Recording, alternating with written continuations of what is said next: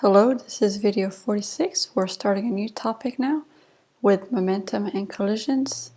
This video will be introducing some basic definitions, momentum and impulse. So let's start with momentum. So momentum is defined as the product of an object's mass and velocity. So the more mass, the more velocity, the more momentum. So you can see the picture here, the boulder, the person running. The boulder has much more momentum, it's much more massive, and it's going faster.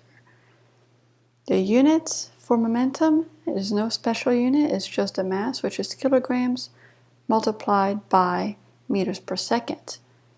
And this is a vector.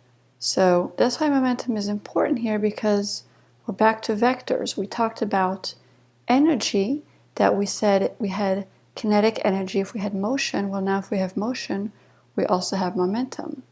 But the vector aspect of it will help us when we are dealing with collisions. The other definition is impulse.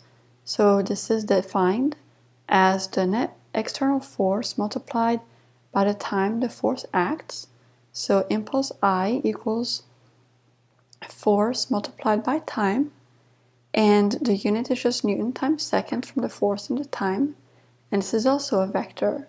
So I have a picture of somebody playing tennis. So he exerts an impulse on the ball with the racket, because with the ball, he applies a force. With the racket, he applies a force to the ball, and he's in contact with the ball for a certain amount of time. So a result of applying a force for a certain amount of time is that you're exerting an impulse. So now we're ready to link the two definitions together. And this is done in the impulse-momentum theorem. So it turns out that an impulse delivered to an object causes its momentum to change. This actually comes from Newton's second law, but we don't have to worry about deriving it.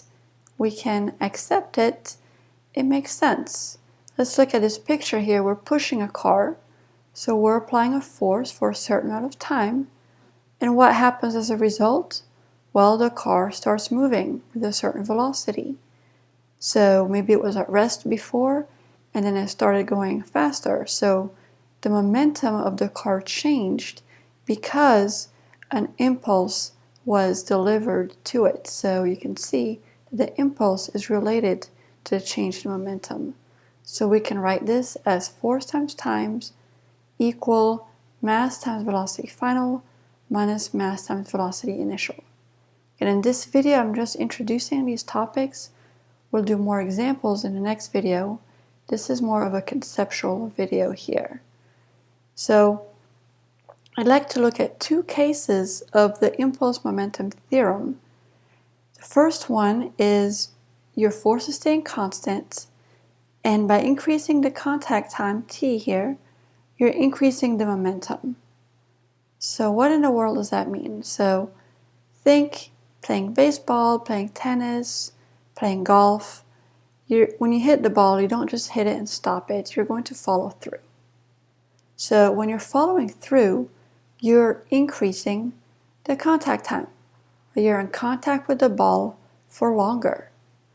So what happens as a result of increasing the time? Well, we're going to assume that you're not changing the force. That's why I have constant force here. You don't suddenly gain a whole bunch of strength and get stronger and apply more force just because you're in contact longer. So the force is staying constant.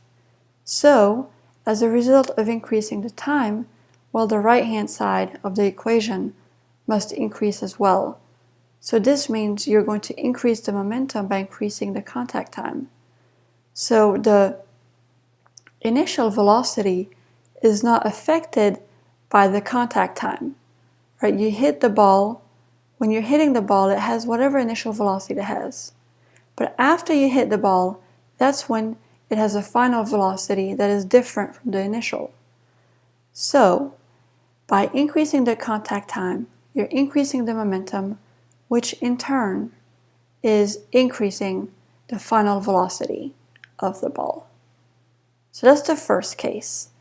And the second case that I'd like to go over is constant impulse. This time, increasing the contact time reduces the force. So you may be thinking like, what in the world? We just talked about how when you're increasing the contact time, then you go faster. Then how's that reducing the force? All right, well, really pay attention here. This is a different case where I'm saying your impulse is not changing. And I'm saying that by increasing the time, you're now reducing the force. So the reason is because this is a case when the impulse or the change in momentum, since they're equal, right? I equals this. Change in momentum is not changing. Let me give you an example. So I have a picture of somebody hitting an airbag. So let's compare what happens if, let's say, he has to brake suddenly and his head is going to hit the airbags versus his head hitting that steering wheel here.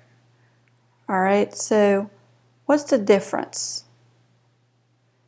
I'm trying to draw this right here. Okay, so that is a really bad eye location. Let's make it a little bit lower here. Okay, so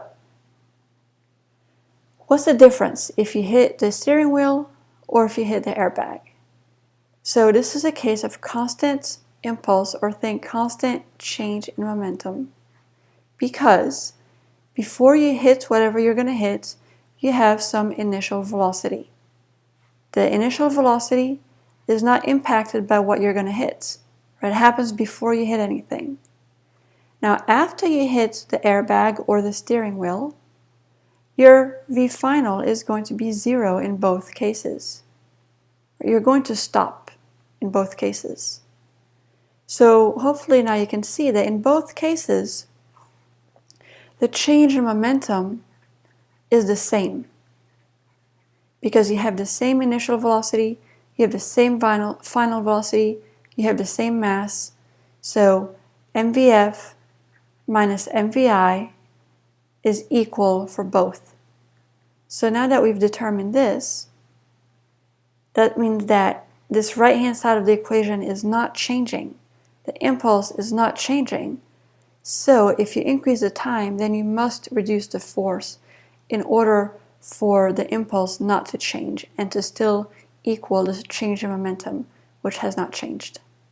So you can think of hitting a steering wheel versus an airbag, or another common example I like to talk about is a car that is hitting a brick wall versus a car that is hitting a haystack. So this is a really soft haystack. And you know from experience that you'd rather hit the haystack than the brick wall. But in both cases, the change in momentum is the same. You have the same initial velocity. You have the same final velocity of 0. Same. So you want to hit the haystack because it increases that contact time and it reduces the force that you feel. So let's finish this video. That was a conceptual introduction to the impulse momentum theorem, and we'll continue with the next video where we actually do some examples.